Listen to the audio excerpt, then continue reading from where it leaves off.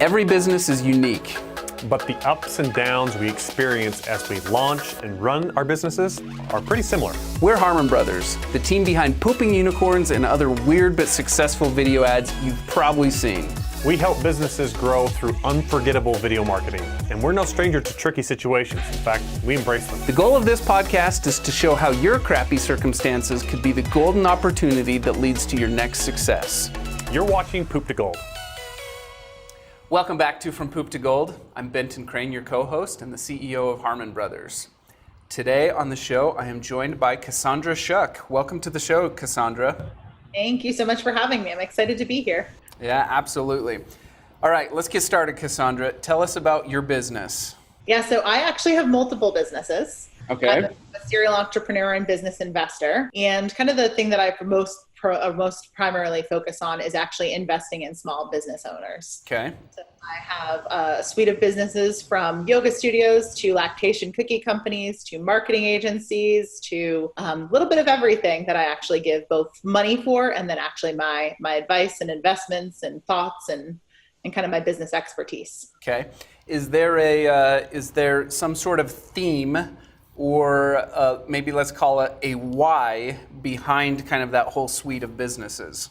100%. So most of the businesses that I own are actually female-led and female-focused. So Be it the yoga studio that focuses on prenatal and postnatal yoga, the lactation cookie company obviously focusing on breastfeeding moms, and then my business coaching just in general focuses really on women, but more specifically women who have had past trauma and have had something they had to overcome. Tell us about the journey that brought you to where you're at today. Specifically, what was that poop moment that you had to overcome to get to where you're at today? Yes, totally. So I had a series of poop to gold journeys, I guess I could say.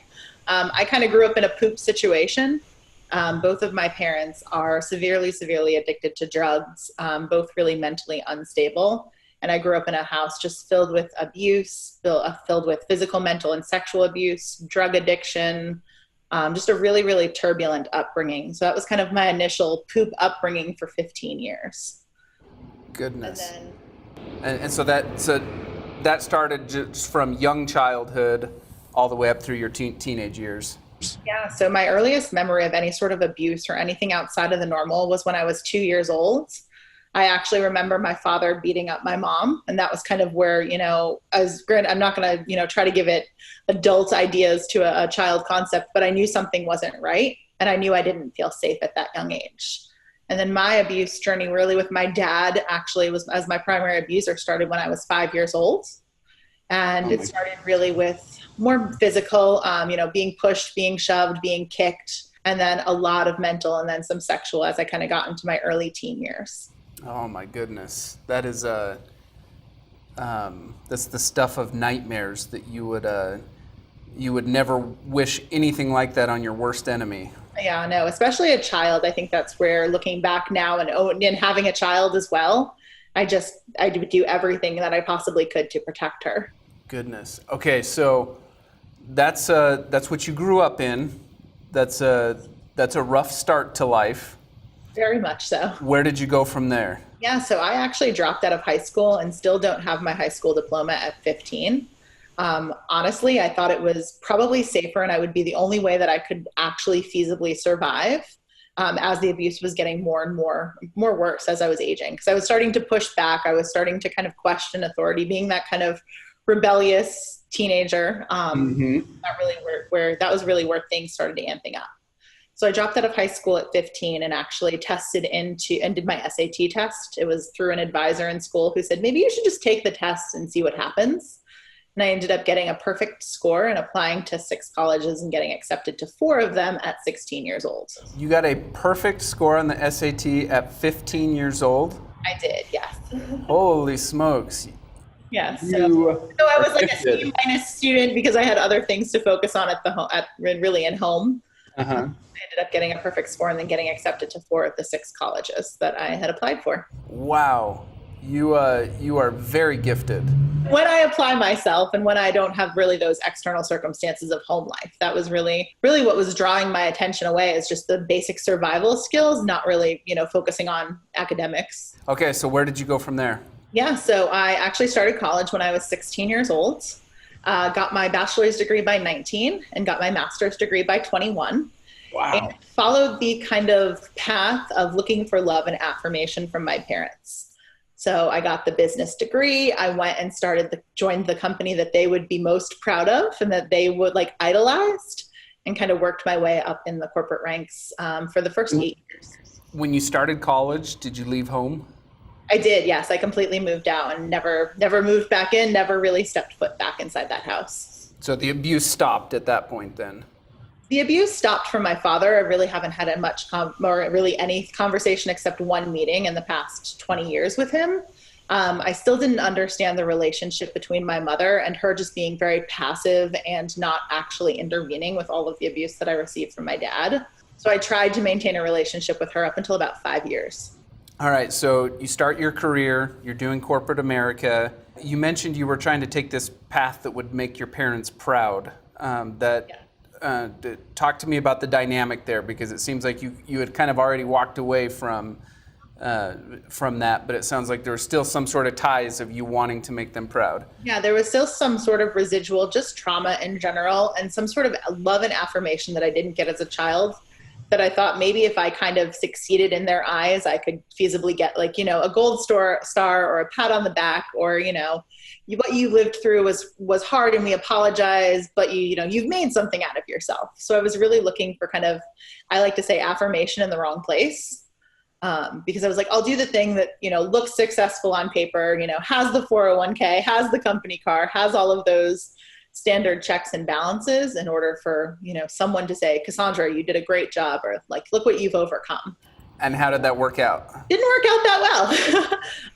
I do not fit in the corporate structure. So I would be in a position for about 90 days and I would kind of get the itch to do something else, or, basically reorganize the entire marketing department or do another launch, or I needed something new, something innovative, something exciting.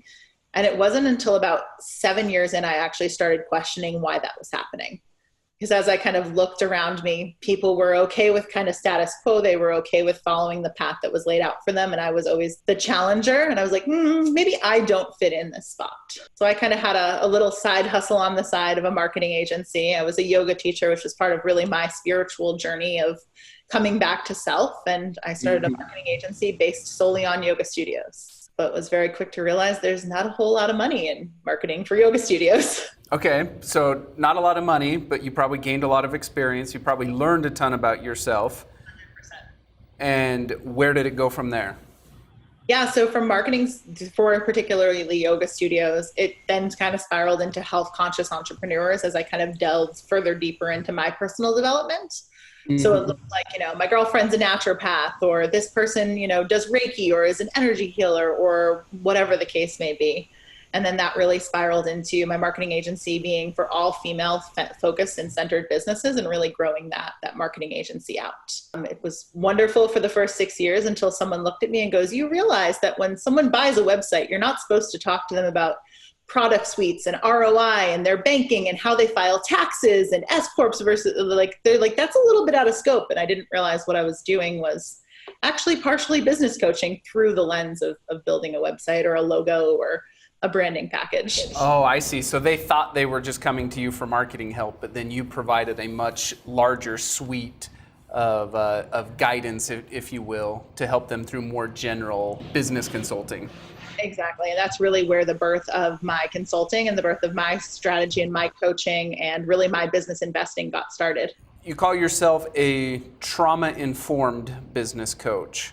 What does that mean? Yeah, so a lot of times when you kind of go through the business journey, you'll realize that a lot of your personal development directly mirrors your business success. So what I realized is that a lot of the stuff that we hold on as trauma, be it, the big T, the physical, mental, the sexual abuse, or the little T of just not getting picked first for a kickball team or being made fun of or whatever the case may be, that is actually gets birthed as an imprint, as a limiting belief in the business development space. Got it. So in the same way, we did a campaign for Covenant Eyes, which is a software for people who are trying to kick a pornography habit.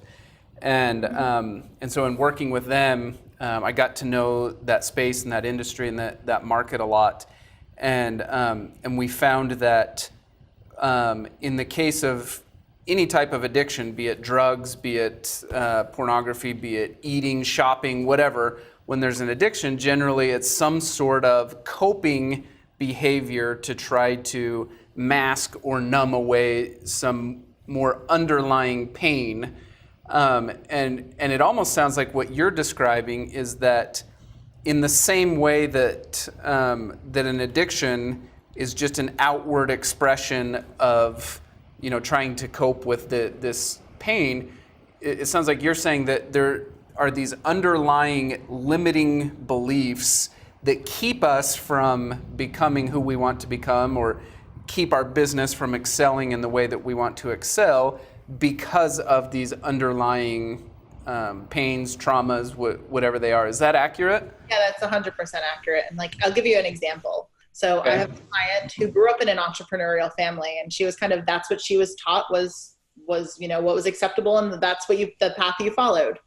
And her dad's businesses, once it got to a certain point, was actually taken away from him by the government due to regulations of the industry that he was in. She literally watched his identity become crushed. So when we started talking and diving into her business and why she couldn't get it past a certain mark, we realized that she was worried that if her business got to a certain level and got the visibility and clarity, her business would be taken away from her. So she was basically keeping herself stuck, not taking bigger contracts, not asking for more money, not putting herself out there, not publishing her work, because she was trapped in that identity. And that was because of that trauma that she experienced when her dad went through what he went through.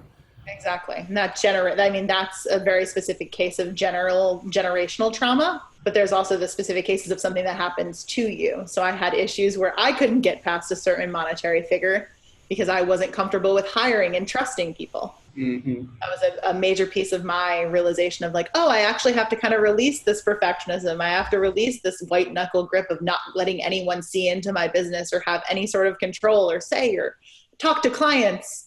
Was really one of my core values and core beliefs that I had to get past. Gotcha. That's incredibly fascinating. I'm curious to know, what is the dynamic like when you're trying to help an entrepreneur succeed in their business? They're down in the weeds of working through trauma. Can that process of working through the trauma get to the point where it's kind of all-consuming for a time? And if so, how do you kind of help them balance between, staying focused on the business, keeping the business succeeding while they're dealing with these traumatic things? Yeah, so for me, it's actually a lot faster than what one would assume it would be. Most of the time when we identify what's holding us back, it's actually a lot faster to clear it through. So most of the time it's the actually identifying of what the thing actually is. Because there's a lot of times we actually consciously don't know and can't put a direct label on it. My whole goal is for you to not necessarily dissolve it completely, because I personally don't believe that you can dissolve trauma 100%, but I want you to figure out how to leverage it. So for her, that particular client, we were able to reframe that and say, okay, cool. I got to see a business in its success and in its fullest, and, him live out his passion and his identity. What can I take from that that'll actually help me carry out mine? I'll just do it a little bit differently, but where can I use some of that experience and really leverage it in my business? You've been at this for a few years now. If you could go back to day one, what are the 3 things you wish you would have known on day one? I think for me, one of the most important things would not be afraid to go all in. I was very conscious in dipping the toe in and kind of testing the waters, and really for me, seeing if it was safe before I actually kind of followed what I thought I should be doing, or my intuition as to how I should grow my business. So really just kind of jumping in with both feet from day one would have definitely kind of pushed me forward a little bit more. And that kind of spirals into, the decisions that I made, the investments that I took, the people that I hired, really all across the board. One of the other things I would have done was probably hire the professional team faster. So the accountant, the lawyer, the people that really can have your back in a sticky business situation, especially, as a business investor. I think I would have probably not been as cheap as it relates to that. Yeah, as young entrepreneurs, we always try to save money in the areas of, accountants and attorneys and stuff like that. And it ends up being things that just suck our time and focus or suck your money anyway. That's right. So I would have definitely swapped that. And then honestly, I think I probably would have maybe left the corporate industry a little bit quicker. I think I was trying to wait for, the ideal sign or the ideal time. And I don't really think, similar to if you've ever had kids, there's not really an ideal time to start a business. There's not really an ideal time to have a baby. That's right. Kind of diving in and seeing what happens. What does your perfect client look like? So my perfect client generally has done a series of work as it relates to spiritual and personal development, and then has a desire to grow their business and has tried kind of all of the standard things. So they may have tried the e-courses, and they may have tried the templates for that, you're supposed to just plug and play and drop into your business, and they don't understand why things aren't working. Because they really haven't started combining and intertwining who they truly are at their core with their business. What are your tips for entrepreneurs who are experiencing their own dark moments? They're going through their own poop journey right now. What's your advice for them? Yeah, so I like saying to zoom out and look at the 30,000 foot view and figure out and kind of peel back the layers of what you can leverage. Because there's a lot of parts in your story that you may think you're the only one. You may think you're completely alone, and it's something that is, fairly negative in your eyes, but it may be just the inspiration for someone else, or you're kind of their ideal client. Cassandra, it has been such a pleasure getting to know you. I'm so glad that you came on the show today. Thank you for sharing your wisdom and your story with us. It's a very touching story and very inspirational too. Yes, thank you so much for having me, Benton. Where can our listeners stay in touch with you? Yeah, you can find me on CassandraShuck.com, and I'm sure it'll be linked in the show notes. And it has kind of my all things internet hub. I have a podcast based on people that had trauma stacked against them when they started their business and how they overcame that. And I have different programs and different freebies and things on there as well. For our listeners, if you heard anything from Cassandra that touched you or struck a chord with you, make sure to follow Cassandra, reach out, learn more about her. And for any of you who are interested to know more about Harmon Brothers and what we do, of course, check out harmonbrothers.com. And otherwise, make sure to like, share, and subscribe. We'll see you on the next episode. At Harmon Brothers, we're known for what we call our hero campaigns. These are big nationwide campaigns for brands like Squatty Potty, Poopery, Purple Mattresses, Lumi Deodorant, and many others. What makes these campaigns special is that they've helped scale those businesses by tens of millions of dollars each. Now, companies reach out to us on a regular basis wanting a hero campaign. They want that type of growth, they want that type of branding, and they want that type of awareness. But the simple reality is, most businesses and entrepreneurs aren't yet quite ready for that level of growth.